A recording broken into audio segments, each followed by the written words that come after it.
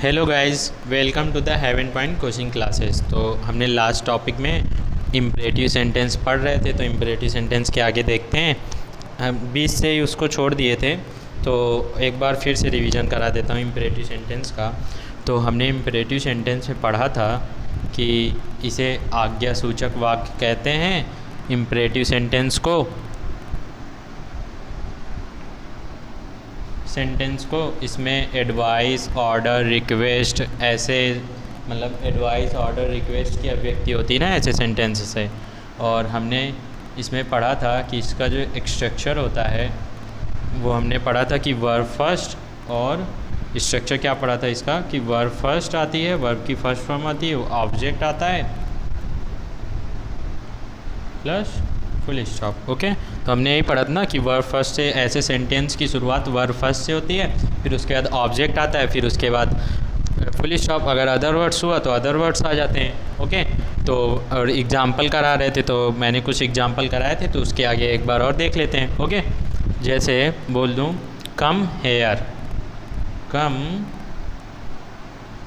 Hair, यहाँ आओ।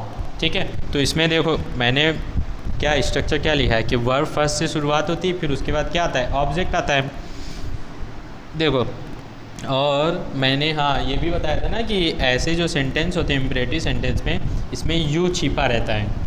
मतलब इसमें जैसे मैंने बोला कम हेयर, तो यहाँ हम बोल सकते हैं कि यू कम हेयर। उसका कहने का मतलब है कि यू कम हेयर, तुम यहाँ आओ। लेकिन इम्परेटिव सेंटेंस में यू हमेशा छिपा रहता है, उसको अपने मन के अंदर लेना है कि मन के अंदर ले लो कम हेयर। किसी को बुलाना रहता है ना कम हेयर, तो उसको हम ऐसे इंडिकेट कर देते हैं कि कम हेयर, तुम आओ। तो ऐसे ही इसलिए इन सेंटेंस में क्या रहता है कि यू छिपा रहता है। ठीक, तो उसको अपना रखो कि हाँ इसमें यू छिपा हुआ है। कम देख लो, ये वर्ब की फर्स्ट फॉर्म है। ठीक, और हेयर आपका ऑब्जेक्ट हो जाएगा। ओके, तो और दो एक एग्जाम्पल देख लेते हैं। जैसे हमने लिखा कम हेयर, वैसे इसमें बना सकते तो गो देयर। ठीक, कोई भी जैसे सेंटेंस है उसमें सब्जेक्ट गायब कर दो, डायरेक्ट वर्ब फर्स्ट से शुरुआत करो, हमारा इम्परेटिव सेंटेंस बन गया। यू गो देयर, या यहाँ मोहन अगर नाम लिखना था तो मोहन गो देयर, ऐसा लिखते रहते हैं ना, तो वहाँ से बस सब्जेक्ट हटाओ और वर्ब फर्स्ट से शुरुआत करो और आगे सेंटेंस अपना बना दो। ओके, तो आगे देखते हैं कि ऐसे ही सेंटेंस में जब इम्परेटिव सेंटेंस जो होता है उसमें मना करने की अभिव्यक्ति होती है, मतलब किसी चीज़ को मना करना, मतलब निगेटिव वर्ड अगर इसमें यूज होंगे तो कैसे यूज होगा उसको भी देख लेते हैं। तो एक नोट बनाएंगे, इसको रफ कर रहा हूँ, ये हो गया। ओके, तो हम नोट बनाएंगे कि ऐसे सेंटेंस में मना करने की अभिव्यक्ति होती है, तो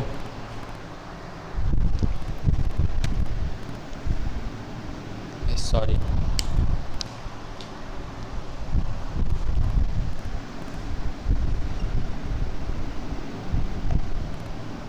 ऐसे सेंटेंस में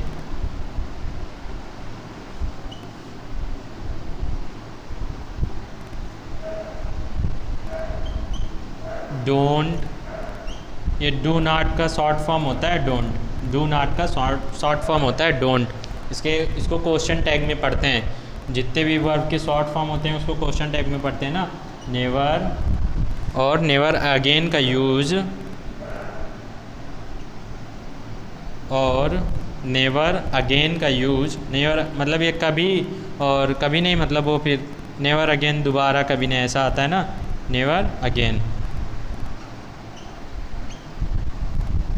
का यूज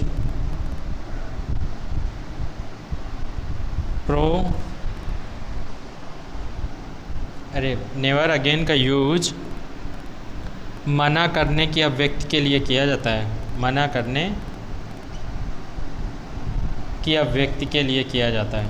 ओके, और देख लेते हैं स्ट्रक्चर क्या, स्ट्रक्चर में क्या रहता है। स्ट्रक्चर में ज़्यादा चेंजमेंट नहीं रहता, सिर्फ जो वर्ब फर्स्ट है उसी के आगे क्या लगा देते हैं, यही डोंट, नेवर या नेवर अगेन लगा देते हैं बस। आगे तुम लोग समझदार हो, लिख लो, किया जाता है। ओके, देख लेते हैं स्ट्रक्चर क्या बनता है। ठीक है, देखो मैंने लिखा भी दिया, ऐसे सेंटेंस में डोंट, नेवर और नेवर अगेन का यूज मना करने की अभिव्यक्ति के लिए किया जाता है। ठीक है, जैसे अभी हम लिखाए थे ना कम हेयर, तो उसमें डोंट जैसे लगाना है, डोंट कम हेयर, मतलब इसका उसमें सेंस कैसा निकलेगा कि यहाँ कभी मत आना, ऐसा निकलेगा। तो मना कर रहा है ना।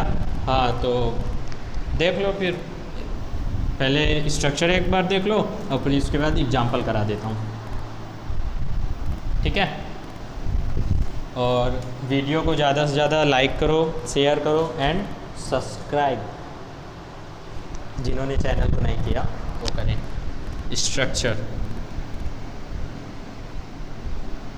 स्ट्रक्चर में क्या है कि सेंटेंस में क्या, जैसे डोंट नेवर नेवर अगेन है तो वो सिर्फ डोंट आ जाएगा, या अगर हमको नेवर का यूज करना है तो नेवर आ जाएगा, या नेवर अगेन का यूज करना है तो नेवर अगेन आ जाएगा।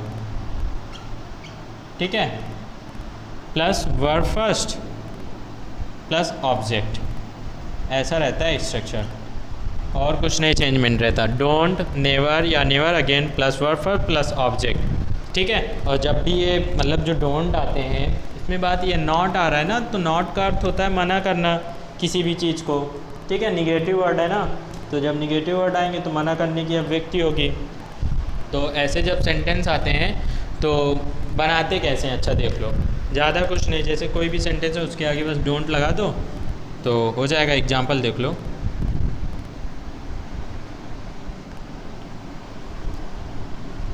जैसे लिख दें डोंट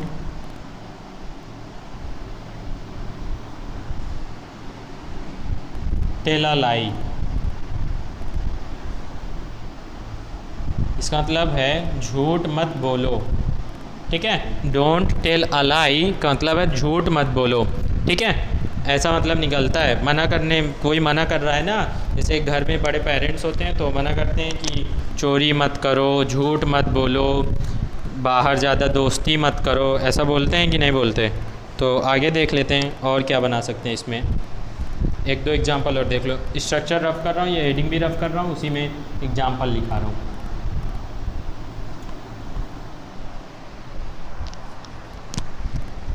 डोंट टेल अ लाई, दूसरा एग्जांपल लिखो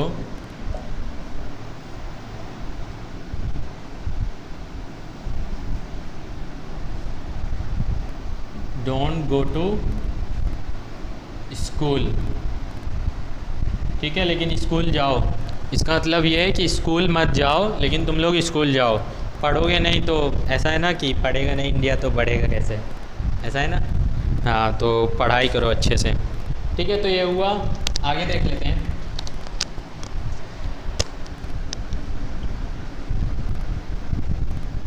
और एक एग्जांपल देख लेते हैं ना,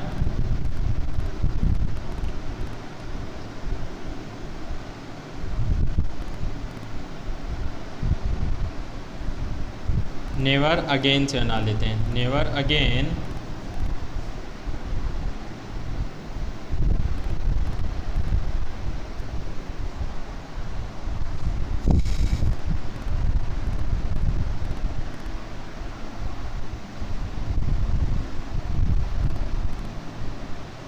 नेवर अगेन गो देयर, कि ऐसा है ना कि वहाँ कभी दोबारा मत जाना, इसका मतलब ये निकलेगा never again go there. Okay, तो देखो इम्परेटिव सेंटेंस तो हमारा ख़त्म हो गया।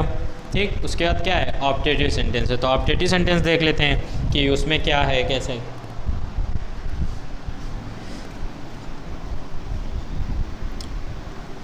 ऑब्जेक्टिव सेंटेंस को इच्छा सूचक वाक्य भी कहते हैं, और अभी तो चलो डाल रहा हूँ हेडिंग, बताता हूँ फिर। ऑब्जेक्टिव सेंटेंस, ऑब्जेक्टिव किसी किसी के कोर्स में, जैसे क्लास 7th के पहले वाली क्लास है तो उसमें ऑब्जेक्टिव सेंटेंस नहीं रहता, एक्सक्लेमेटरी सेंटेंस के साथ ही ऐड किए रहते हैं। ठीक है, तो घबराना नहीं है, कुछ नया नहीं पढ़ा रहा हूँ, सारा पढ़ा हुआ है। ऑब्जेक्टिव सेंटेंस तो इसको कहते हैं इच्छा सूचक वाक्य। ऑब्जेक्टिव सेंटेंस जो होते हैं इसमें किसी को जैसे विश करना रहता है, या किसी के लिए प्रे करना रहता है, या किसी को कर्स मतलब श्राप देना रहता है, तो ऐसे सेंटेंस से इस प्रकार की अभिव्यक्ति होती है।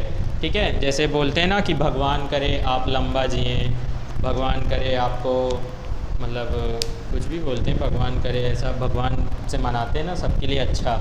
हाँ, और कभी कभी कोई किसी को बद्दुआ भी देता है, भगवान करे आप छोटे हो जाएं, आपकी लंबी उम्र हो, ऐसा सब बोलते रहते हैं ना। तो इच्छा सूचक वाक्य कहते हैं, इच्छा सूचक वाक्य। आज मान इच्छा सूचक वाक्य तो लिख लो। देखो ऑप्टेटिव सेंटेंस जो होता है इसमें अपनी इच्छा बताते हैं कि किसी के लिए हमारी क्या इच्छा है। किसी को विश करना रहता है, जैसे किसी को विश करते हैं गुड मॉर्निंग, हैप्पी बर्थडे, ऐसा विश करते हैं कि नहीं, तो वही सारा चीज़ है ऑप्टेटिव सेंटेंस में आता है। तो लिख लो इसके बारे में थोड़ा सा। By these sentences, by these sentences we express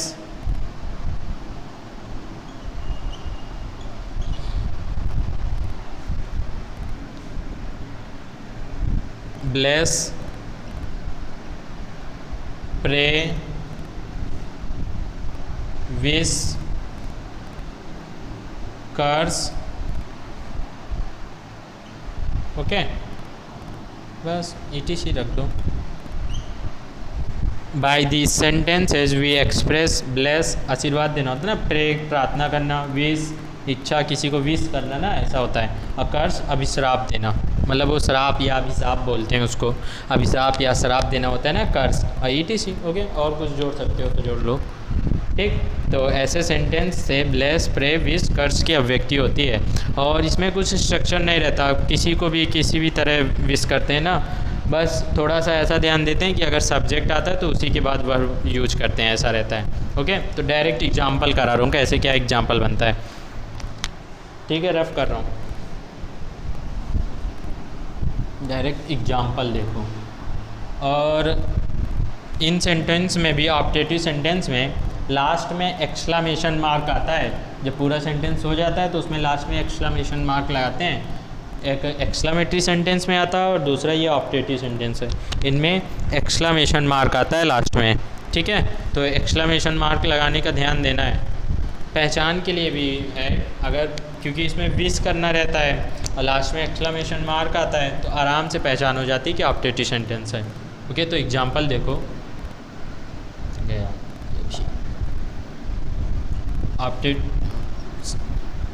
और ऐसे सेंटेंस में भगवान से प्रार्थना करने के लिए मे का यूज करते हैं। मे यू लिव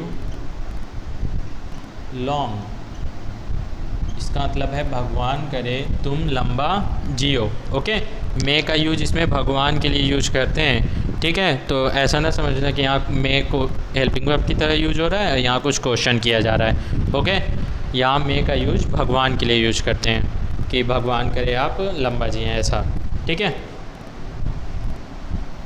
आगे किसी को विश करना रहता है, जैसे किसी का बर्थडे हुआ उसको बोलते हैं ना हैप्पी, ऐसा wish you a very very happy birthday लिखो क्या, हैप्पी बर्थडे, या wish you a very happy birthday ऐसे भी बोल सकते हो, लास्ट में एक्सक्लामेशन।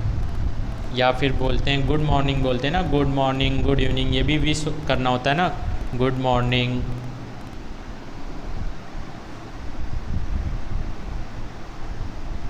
ठीक, किसी भी तरह किसी को भी विश करो, ठीक। और जैसे अभिशाप देना हो, कर्ष देना हो, तो उसमें बोलते हैं मे यू डाई सून, भगवान करे तुम जल्द ही मर जाओ, ऐसा अभिशाप देते हैं ना, ठीक। तो देखो एग्जाम्पल मैंने करा दिया है सारा ऑप्टेटिव सेंटेंस का कि ऑप्टेटिव सेंटेंस में किसी भी मतलब ऐसा प्रे, कर्ष, अभिशाप और विश करने की अभिव्यक्ति होती है ना, ठीक है। तो एग्जाम्पल देखो, पहले मैंने करा है मे यू लिव लॉन्ग कि भगवान करे तुम लंबा जियो, वो कर रहा है ना, प्रे कर रहा है ना किसी के लिए। दूसरा ये विश कर रहा है हैप्पी बर्थडे। तीसरा ये गुड मॉर्निंग, ये भी विश में आएगा। और मे यू डाई सून, ये क्या कर रहा है, कर्ष कर रहा है ना, अभिशाप दे रहा है, ठीक है। अब हमारा सेंटेंस में लास्ट टॉपिक बचा है एक्सक्लामेटरी सेंटेंस, तो उसको हम कल करते हैं लास्ट वीडियो में, और साथ ही में उसके साथ एक्सरसाइज भी करेंगे। तो मैं लेके आऊँगा एक्सरसाइज कि कुछ एक्सरसाइज कराऊँगा। ओके, थैंक यू गाइस, आज के लिए बस इतना ही।